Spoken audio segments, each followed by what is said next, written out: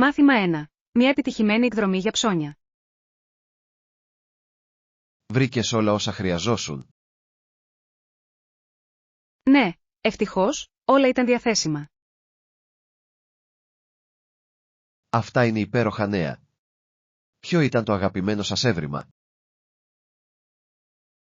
Ανακάλυψα το πιο όμορφο κεραμικό βάζο. Είναι αρκετά μοναδικό.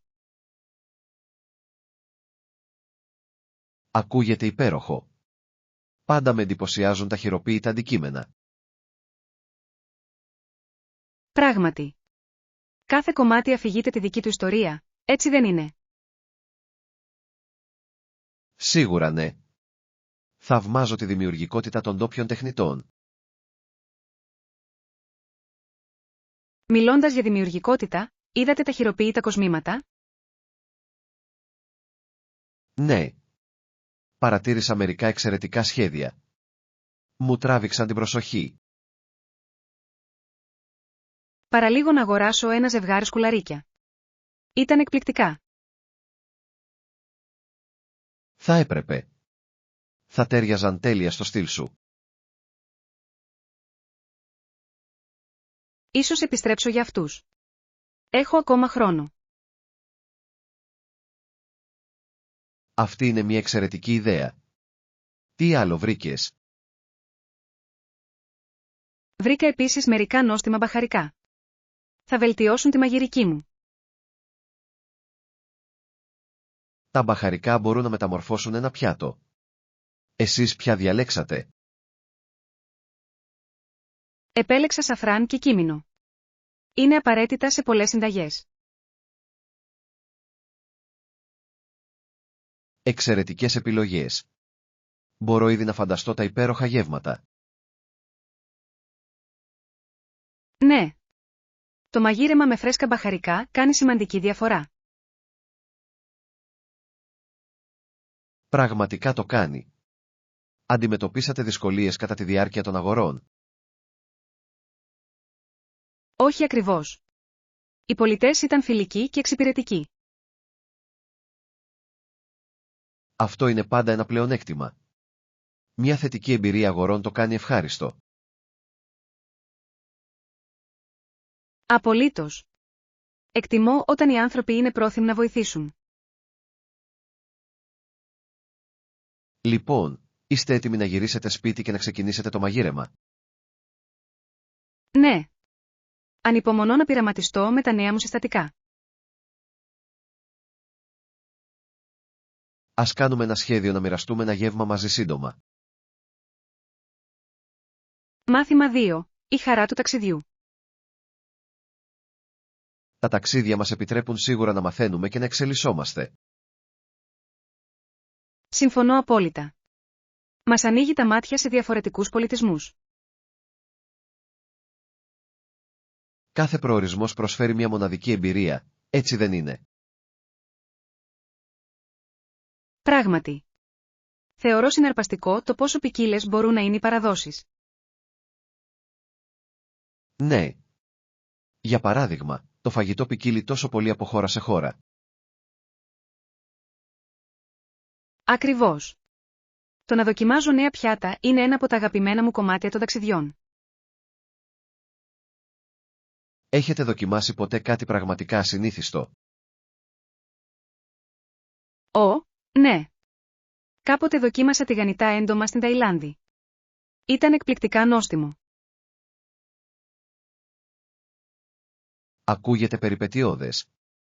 Δεν είμαι σίγουρος ότι θα μπορούσα να το καταφέρω.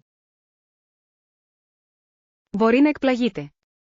Τα ταξίδια μας ενθαρρύνουν να βγούμε από τη ζώνη άνεσής μας. Έχεις δίκιο. Κάθε εμπειρία μας βοηθά να εκτιμήσουμε περισσότερο τον πολιτισμό μας. Απολύτως. Ενισχύει το αίσθημα ευγνωμοσύνης για όσα έχουμε. Και χτίζει δεσμούς με ανθρώπους από διαφορετικά υπόβαθρα. Ναι. Αυτές οι συνδέσεις μπορούν να οδηγήσουν σε διαρκείς φιλίες. Έχω γνωρίσει απίστευτα άτομα στα ταξίδια μου. Κι εγώ το ίδιο. Το να μοιράζομαι ιστορίες με τους ντόπιους προσθέτει βάθος στην εμπειρία. Ποια ήταν η πιο αξέχαστη συνάντησή σας? Κάποτε συνομίλησα με μια οικογένεια στην Ιταλία. Με κάλεσαν για δείπνο. Αυτό είναι υπέροχο. Οι γαστρονομικές εμπειρίες είναι συχνά οι καλύτερες. Πράγματι. Ήταν μια βραδιά γεμάτη γέλιο και νόστιμο φαγητό. Τα ταξίδια πραγματικά εμπλουτίζουν τη ζωή μας, έτσι δεν είναι? Ναι. Μας διδάσκει ενσυναίσθηση και κατανόηση. Πιστεύω ότι κάθε ταξίδι αφήνει έναν εξίτηλο σημάδι πάνω μας. Απολύτως. Κάθε ταξίδι διαμορφώνει την οπτική μας για τον κόσμο. Να σχεδιάσουμε μαζί την επόμενη περιπέτειά μας. Μάθημα 3. Σχεδιασμός του τέλειου δείπνου. Πιστεύω ότι έχουμε ετοιμάσει αρκετά πιάτα για το δείπνο. Ναι, συμφωνώ. Δεν θα χρειαστεί να ανησυχούμε καθόλου για αυτή την πτυχή. Τέλεια. Να στείλουμε τις προσκλήσεις τώρα. Ακούγεται εξαιρετική ιδέα. Πόσους καλεσμένους πρέπει να προσκαλέσουμε? Σκεφτόμουν 8 άτομα. Αυτό θα δημιουργούσε μια ζεστή ατμόσφαιρα. Το 8 είναι ένας καλός αριθμός. Επιτρέπει ενδιαφέρουσες συζητήσεις. Ακριβώς. Θέλουμε όλοι να αισθάνονται ότι συμπεριλαμβάνονται. Να αναφέρουμε το θέμα του δείπνου στις προσκλήσεις. Απολύτως. Αυτό θα ενθουσιάσει τους πάντες για την εκδήλωση. Ποιο θέμα είχατε στο μυαλό σας? Σκέφτηκα μια Ιταλική βραδιά. Ζυμαρικά, κρασί και καλή παρέα. Αυτό ακούγεται απολαυστικό. Ποιος δεν αγαπά την Ιταλική κουζίνα? Ακριβώς. Μπορώ ήδη να φανταστώ τα χαμόγελα στο τραπέζι. Και μπορούμε να παίξουμε λίγη Ιταλική μουσική για να φτιάξουμε την ατμόσφαιρα. Τέλεια ιδέα. Λίγη ατμόσφαιρα κάνει πολλά. Θα πρέπει να συμπεριλάβουμε μια σημείωση σχετικά με την προσκόμιση ποτών. Ναι, αυτό είναι σοφό. Επιτρέπει στους επισκέπτες να συνεισφέρουν. Θα συντάξω εγώ τα προσκλητήρια. Θα θέλατε να τα ελέγξετε? Σίγουρα. Θα ήθελα πολύ να δω τη δημιουργική σας πινελιά. Θα φροντίσω να είναι και τα δύο, φιλόξενα και διασκεδαστικά. Τέλεια. Μια πινελιά χιούμορ θα μπορούσε να ελαφρύνει τον τόνο. Ναι. Ίσως μπορώ να προσθέσω ένα αστείο απόφθεγμα για το φαγητό. Αυτό θα ήταν φανταστικό. Το γέλιο είναι το καλύτερο συστατικό. Θα ξεκινήσω αμέσως με τις προσκλήσεις. Ανυπομονώ να τα στείλω και να δω τις αντιδράσεις όλων. Μάθημα 4. Επαγγελματικές φιλοδοξίες. Γεια, σκέφτομαι πολύ τους επαγγελματικούς μας στόχους τελευταία. Αυτό είναι ενδιαφέρον. Έχεις σκεφτεί συγκεκριμένα το δικό σου? Ναι, το έχω κάνει. Σκέφτομαι να επεκτείνω τις δεξιότητές μου στον τρέχοντα τομέα μου. Αυτό ακούγεται πολλά υποσχόμενο. Ποιες δεξιότητες ελπίζετε να αναπτύξετε? Θα ήθελα να επικεντρωθώ στην ηγεσία και τη διαχείριση έργων. Αυτές είναι πολύτιμες δεξιότητες. Μπορούν να σου ανοίξουν πολλές πόρτες. Ακριβώς. Πιστεύω ότι θα ενισχύσουν τη συνεισφορά μου στην εργασία. Έχετε σκεφτεί να παρακολουθήσετε κάποια μαθήματα που θα σας βοηθήσουν σε αυτό? Ναι. Τα διαδικτυακά μαθήματα φαίνονται σαν μια ευέλικτη επιλογή. Αυτή είναι μια εξαιρετική ιδέα. Μπορείτε να μάθετε με τον δικό σας ρυθμό. Ναι, και μπορώ να το εξισορροπήσω με τη τρέχουσα δουλειά μου. Μιλώντας για ισορροπία, πώς διαχειρίζεστε την επαγγελματική και την προσωπική σας ζωή?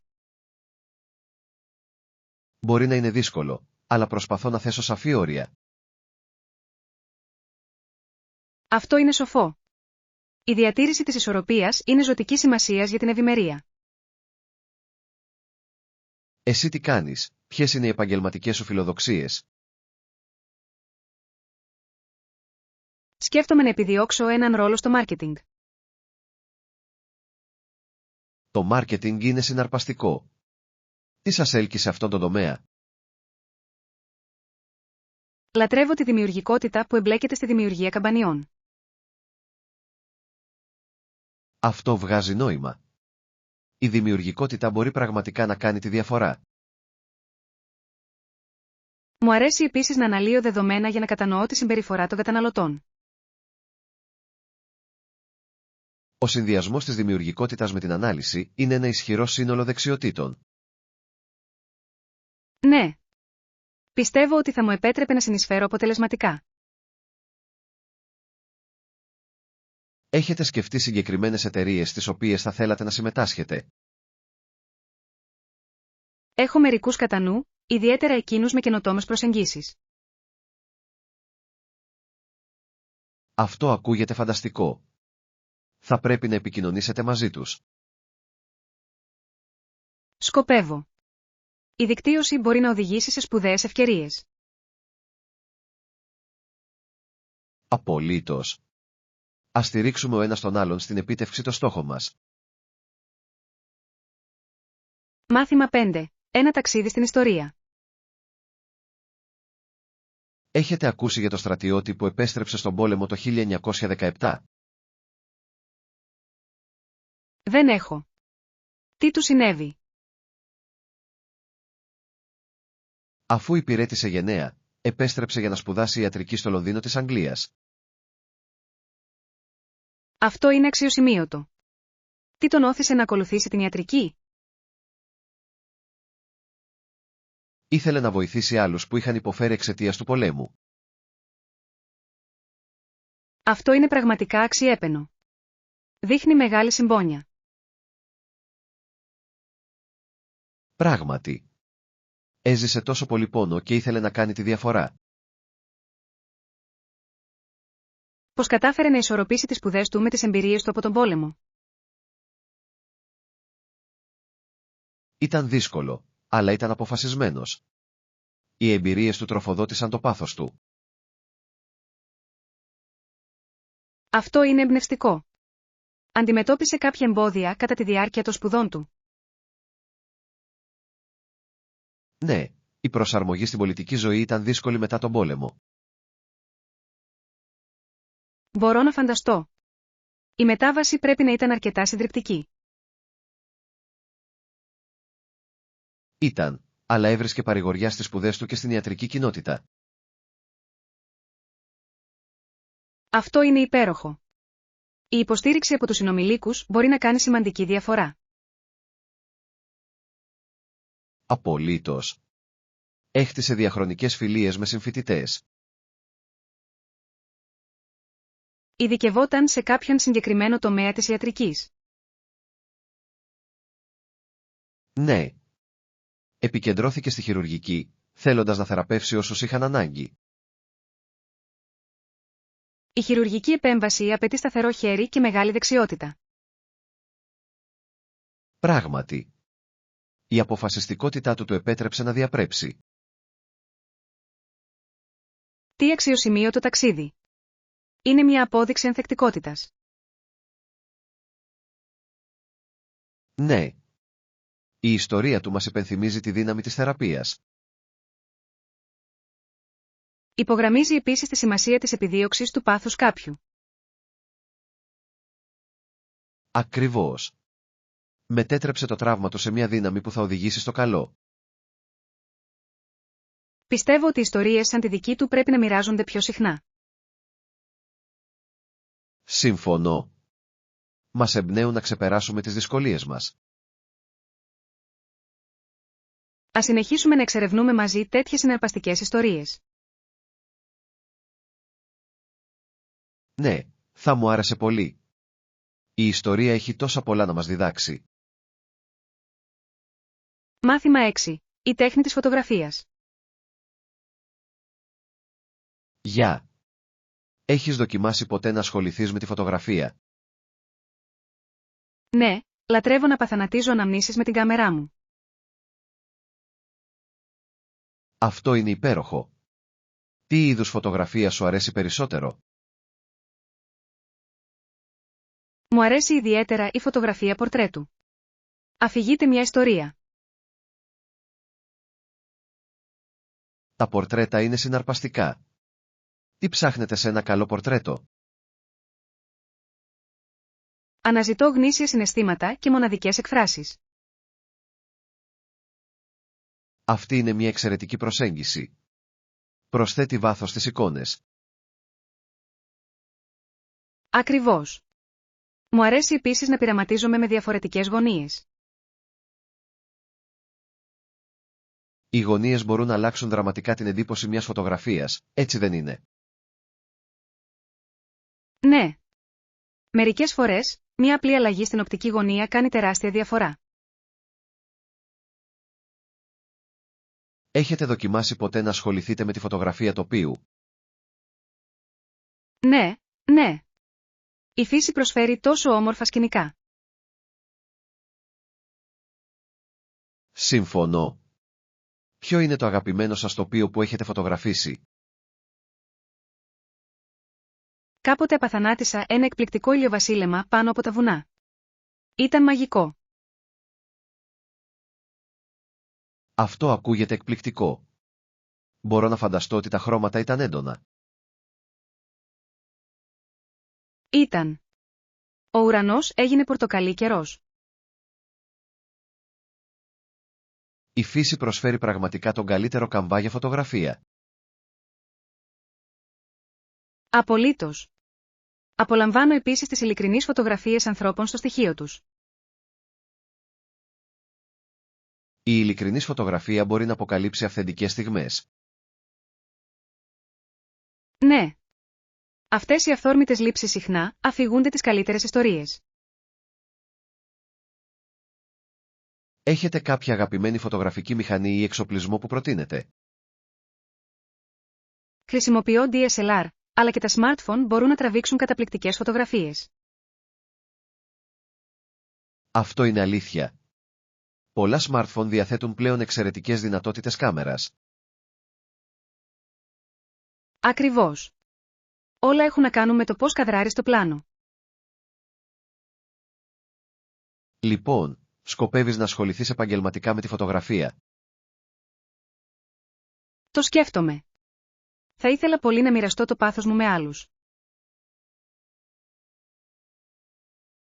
Ακούγεται σαν ένας φανταστικός στόχος. Πρέπει να τον πετύχεις.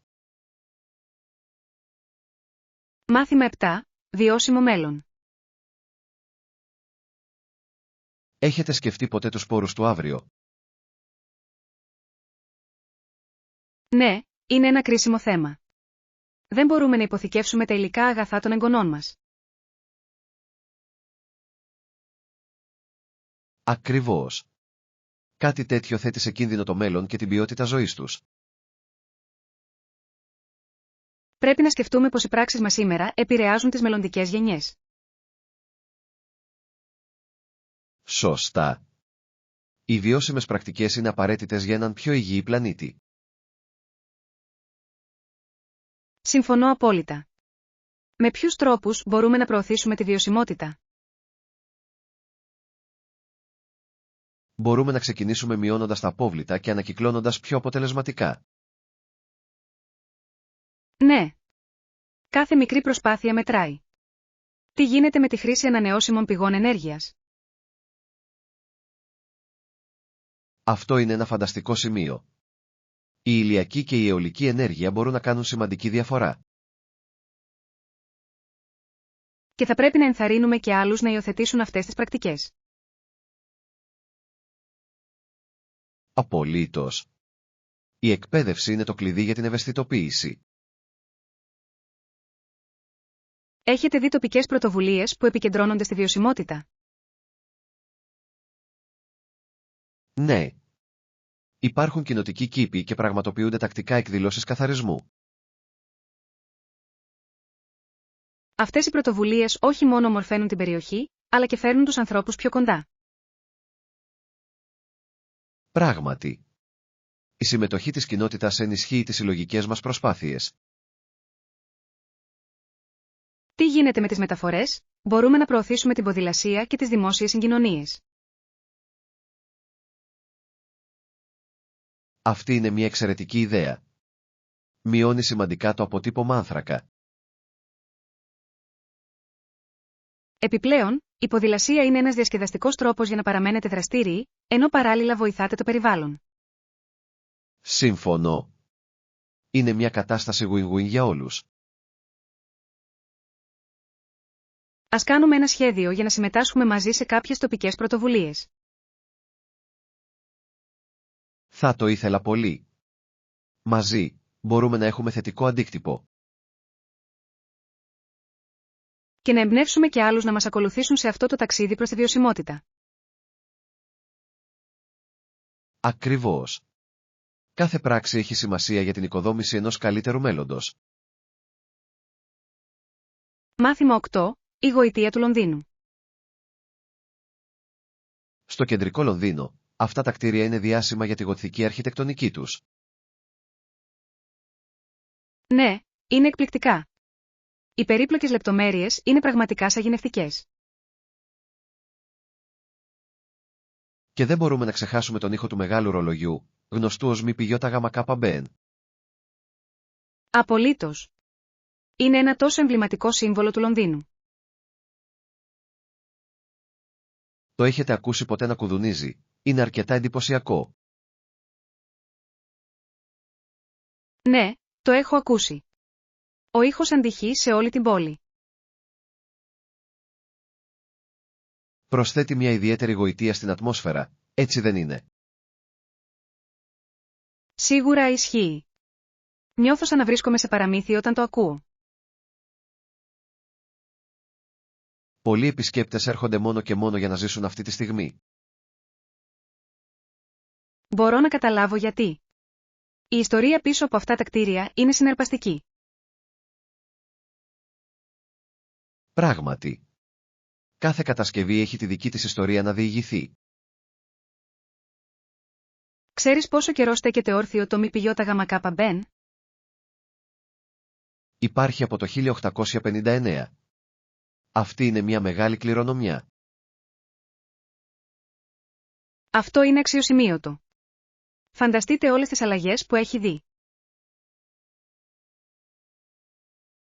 Πρέπει να έχει δει το Λονδίνο να αναπτύσσεται και να εξελίσσεται με τα χρόνια. Ακριβώς. Είναι μια απόδειξη της πλούσιας ιστορίας της πόλης. Έχετε επισκεφτεί άλλα διάσημα αξιοθέατα στο Λονδίνο? Ναι. Πρόσφατα εξερεύνησα τον πύργο του Λονδίνου. Ήταν συναρπαστικός.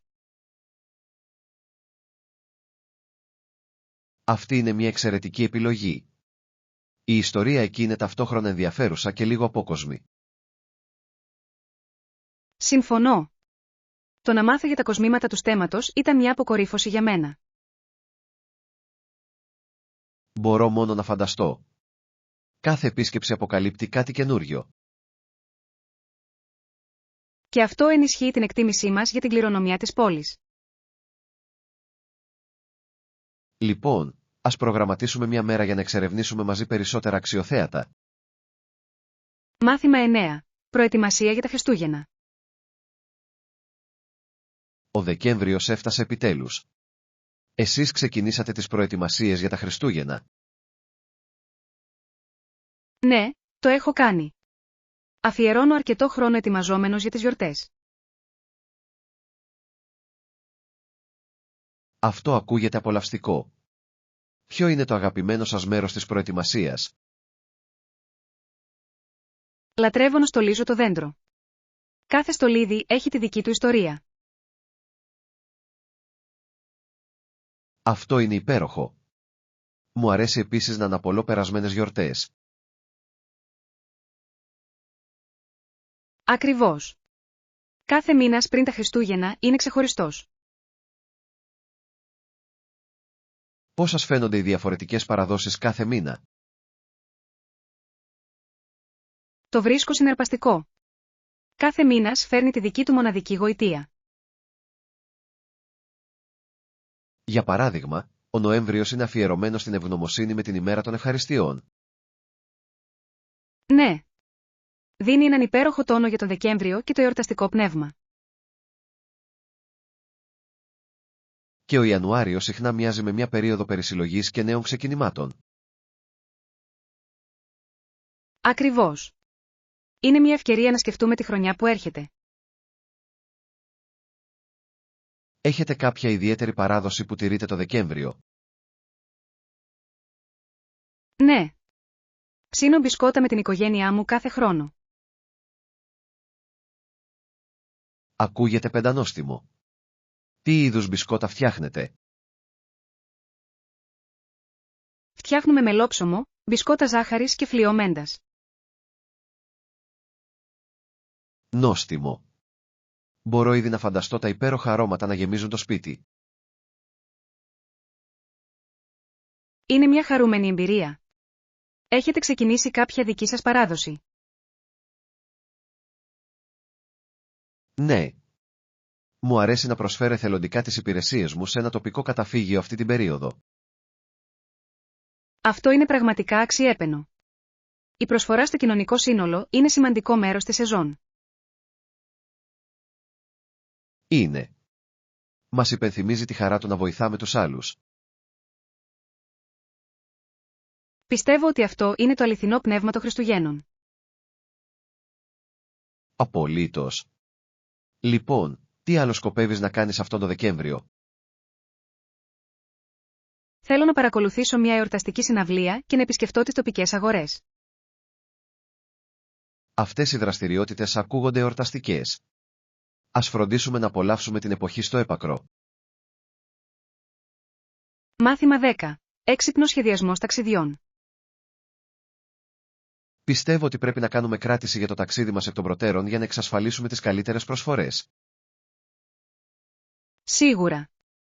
Ο έγκαιρος προγραμματισμός μπορεί να μας εξοικονομήσει πολλά χρήματα. Μας δίνει επίσης περισσότερες επιλογές για διαμονή. Ακριβώς. Μου αρέσει να έχω ποικιλία επιλογών. Σας έχει τύχει ποτέ να χάσετε μια προσφορά επειδή περιμένατε πολύ? Ναι, το έκανα. Κάποτε έχασα μια εξαιρετική προσφορά πτήσης για λίγες μόνο μέρες. Αυτό είναι κρίμα. Καταλαβαίνω την απογοήτευση. Με δίδαξε τη σημασία της έγκαιρης έρευνας. Συμφωνώ απόλυτα. Θα ξεκινήσω να ερευνώ τις επιλογές μας σήμερα κιόλας. Αυτό ακούγεται σαν σχέδιο.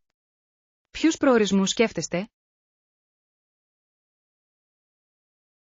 Σκεφτόμουν έναν παραθαλάσσιο προορισμό. Ο ήλιος και η άμμος ακούγονται τέλεια. Μια παραλία ακούγεται υπέροχη. Έχετε κάποια συγκεκριμένη τοποθεσία στο μυαλό σας? Σκέφτομαι την Καραϊβική. Το τοπίο είναι μαγευτικό. Η Καραϊβική είναι πανέμορφη. Έχετε ελέγξει τον καιρό για εκείνη την εποχή? Θα το εξετάσω. Ο καιρός μπορεί να επηρεάσει σε μεγάλο βαθμό την εμπειρία μας. Ναι. Θέλω να αποφεύγω τις βροχερές περιόδους, αν είναι δυνατόν. Τι θα λέγατε για δραστηριότητες, τι θέλετε να κάνετε όσο είμαστε εκεί? Θα ήθελα πολύ να δοκιμάσω κολύμβηση με αναπνευστήρα και να εξερευνήσω την τοπική κουλτούρα. Ακούγεται φανταστικό. Θα πρέπει επίσης να αναζητήσουμε εμπειρίες τοπικής κουζίνας. Απολύτως. Το φαγητό μπορεί να κάνει το ταξίδι ακόμα πιο αξέχαστο. Λοιπόν, θα κάνω έρευνα για πτήσεις και καταλύματα, ενώ εσύ θα εξερευνήσεις δραστηριότητες. Τέλεια. Μπορούμε να συνδυάσουμε τα ευρήματά μας για το καλύτερο ταξίδι. Ανυπομονώ να αρχίσω να σχεδιάζω. Αυτή θα είναι μια περιπέτεια. Μάθημα 11. Η αξία των καλοκαιρινών θέσεων εργασίας. Πολλοί νέοι στη Βόρεια Αμερική αναλαμβάνουν καλοκαιρινές εργασίες ενώ φοιτούν στο Λύκειο ή στο Πανεπιστήμιο. Αυτό είναι αλήθεια. Οι καλοκαιρινές θέσεις εργασίας προσφέρουν πολύτιμη εμπειρία. Ναι, το κάνουν. Ποια ωφέλη πιστεύετε ότι προσφέρουν αυτές οι θέσεις εργασίας? Πρώτον, βοηθούν τους μαθητές να αναπτύξουν βασικές εργασιακές δεξιότητες. Σύμφωνο. Δεξιότητες όπως η επικοινωνία και η ομαδική εργασία είναι ζωτικής σημασίας. Επιπλέον, οι καλοκαιρινές εργασίες μπορούν να διδάξουν τη διαχείριση του χρόνου. Ακριβώς. Η ισορροπία μεταξύ εργασίας και σπουδών είναι ένα πολύτιμο μάθημα. Και μπορούν επίσης να εισαγάγουν τους νέους σε διαφορετικές επαγγελματικές κατευθύνσεις. Αυτό είναι ένα πολύ καλό σημείο. Η εξερεύνηση διαφόρων πεδίων μπορεί να καθοδηγήσει μελλοντικές επιλογές. Έχετε ποτέ εργαστεί το καλοκαίρι? Ναι, δούλευα σε ένα τοπικό βιβλιοπωλείο. Ήταν υπέροχα. Αυτό ακούγεται υπέροχο. Τι σας άρεσε περισσότερο σε αυτό? Μου άρεσε πολύ να προτείνω βιβλία σε πελάτες. Ήταν ανταποδοτικό. Μπορώ να φανταστώ. Το να βοηθάς άλλους να βρουν το σωστό βιβλίο είναι ικανοποιητικό. Εσύ τι λες, είχες δουλειά το καλοκαίρι? Εργάστηκα ως σύμβουλος κατασκήνωσης. Ήταν ταυτόχρονα δύσκολο και διασκεδαστικό. Αυτό ακούγεται συναρπαστικό. Τι δραστηριότητες οργανώσατε? Σχεδίασα τέχνες και χειροτεχνίες, αθλήματα και πεζοπορίες στη φύση. Αυτό είναι φανταστικό. Πρέπει να έχεις αναπτύξει εξαιρετικές ηγετικές ικανότητες. Ναι. Έμαθα να διαχειρίζομαι μια ομάδα από ενεργητικά παιδιά. Αυτές οι εμπειρίες διαμορφώνουν το χαρακτήρα, έτσι δεν είναι? Σίγουρα το κάνουν. Οι καλοκαιρινές δουλειές μπορούν να είναι μεταμορφωτικές. Και διδάσκουν επίσης την αξία του να κερδίζεις χρήματα. Απολύτως. Το να κάνεις οικονομίες για κάτι ξεχωριστό είναι κίνητρο. Πιστεύετε, λοιπόν, ότι πρέπει να ενθαρρύνονται οι καλοκαιρινές θέσεις εργασίας? Χωρίς αμφιβολία. Προσφέρουν απαραίτητα μαθήματα ζωής. Εύχομαι περισσότεροι νέοι να αξιοποιήσουν αυτές τις ευκαιρίες. Μάθημα 12. Κατανόηση των συστημάτων δικαιοσύνης. Ένα άλλο σημαντικό στοιχείο των περισσότερων αγγλόφωνων συστημάτων δικαιοσύνης είναι ότι Ναι, είμαι περίεργος να μάθω σε τι αναφέρεσαι. είναι το τεκμήριο της αθωότητας μέχρι αποδείξεως του εναντίου. Αυτή είναι μια θεμελιώδης αρχή. Γιατί είναι τόσο κρίσιμη? Διασφαλίζει ότι τα άτομα τη χάνουν δίκαιης μεταχείρισης κατά τη διάρκεια των νομικών διαδικασιών. Ακριβώς. Προστατεύει από άδικες καταδίκες. Ναι, και αυτό επιβάλλει το βάρος της απόδειξης στην εισαγγελία. Αυτό βγάζει νόημα.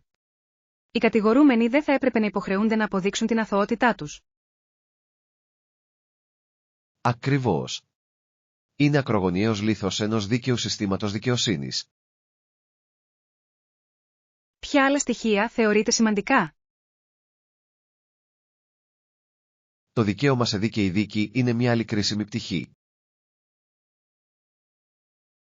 Συμφωνώ. Όλοι αξίζουν την ευκαιρία να υπερασπιστούν τον εαυτό τους. Και η ύπαρξη ενός αμερόληπτου δικαστή είναι απαραίτητη για τη διασφάλιση της δικαιοσύνης. Απολύτως.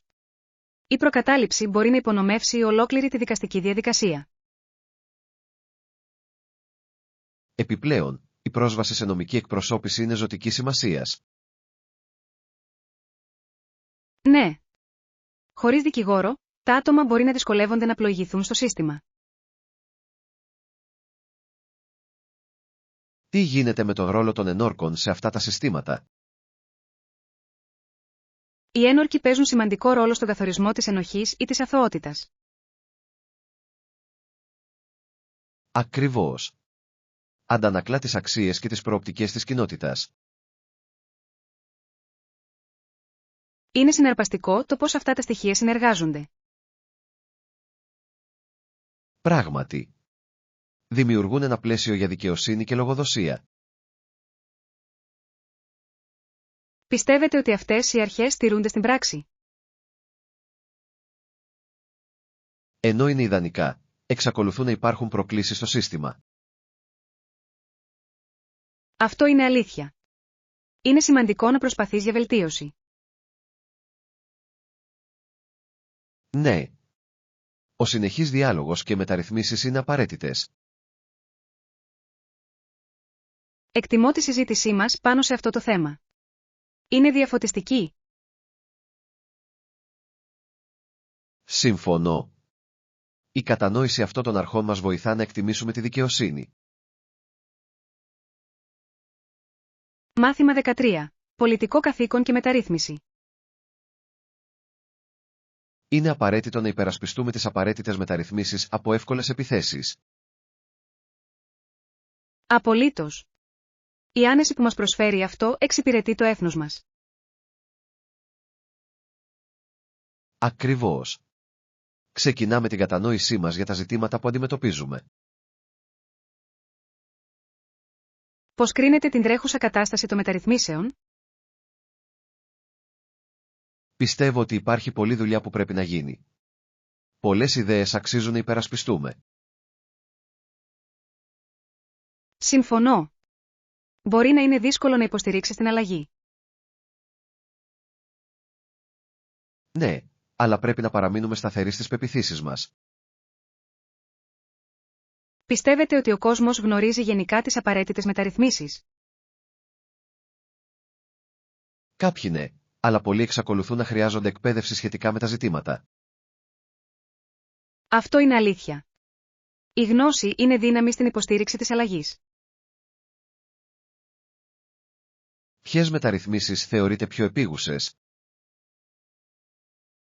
Πιστεύω ότι οι μεταρρυθμίσεις στην παιδεία και την υγειονομική περίθαλψη είναι κρίσιμες. Αυτοί οι τομείς επηρεάζουν όλους στην κοινωνία μας. Ναι. Η βελτίωση της πρόσβασης μπορεί να οδηγήσει σε μια πιο υγιή κοινότητα. Έχετε σκεφτεί τρόπους για να εμπλέξετε και άλλους σε αυτές τις συζητήσεις?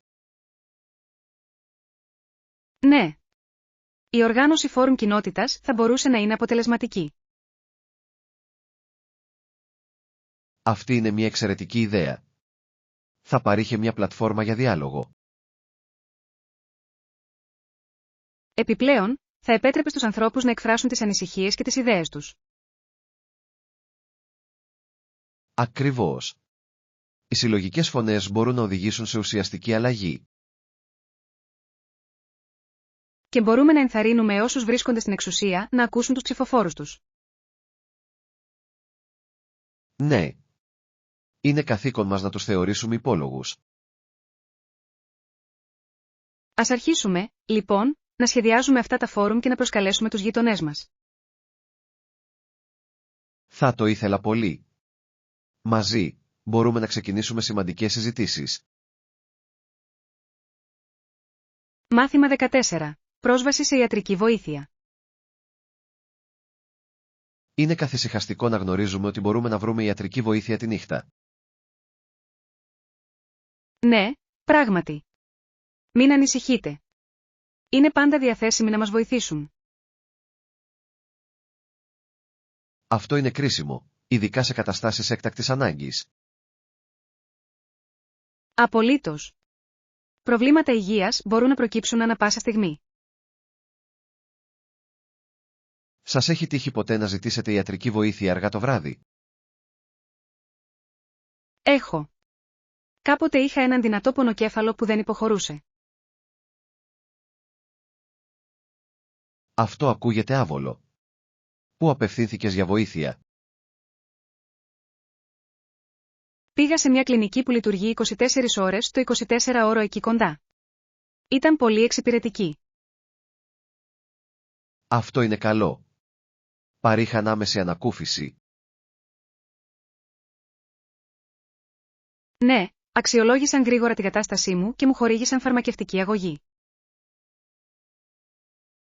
Είναι παρήγορο να γνωρίζουμε ότι οι επαγγελματίες είναι εκεί όταν χρειάζονται. Ακριβώς. Είναι σημαντικό να δώσουμε προτεραιότητα στην υγεία μας. Τι συμβουλή θα δίνατε σε κάποιον που διστάζει να ζητήσει βοήθεια τη νύχτα? Θα τους έλεγα ότι είναι καλύτερο να είναι ασφαλείς παρά να το μετανιώνουν. Αυτή είναι μια σοφή συμβουλή. Η αγνόηση των συμπτωμάτων μπορεί να οδηγήσει σε επιπλοκές. Ναι. Είναι πάντα καλύτερο να συμβουλεύεστε έναν γιατρό σε περίπτωση αμφιβολίας. Υπάρχουν άλλοι διαθέσιμοι πόροι για ιατρικά προβλήματα αργά το βράδυ? Ναι, πολλές περιοχές προσφέρουν υπηρεσίες τηλεϊατρικής. Αυτό ακούγεται βολικό. Η τηλεφωνική συμβουλή ενός γιατρού μπορεί να είναι χρήσιμη. Απολύτως. Παρέχει καθοδήγηση χωρίς να χρειάζεται να φύγετε από το σπίτι. Άρα, αν κάποιος δεν είναι σίγουρος, μπορεί να ζητήσει πρώτα συμβουλές. Ναι. Πολλοί γιατροί μπορούν να αξιολογήσουν τα συμπτώματα μέσω τηλεφώνου. Αυτό είναι φανταστικό. Μειώνει το άγχος ενώ αναζητάς βοήθεια. Πράγματι. Η υγεία είναι προτεραιότητα, ανεξάρτητα από την ώρα. Χαίρομαι που μπορούμε να βασιστούμε σε αυτούς τους πόρους.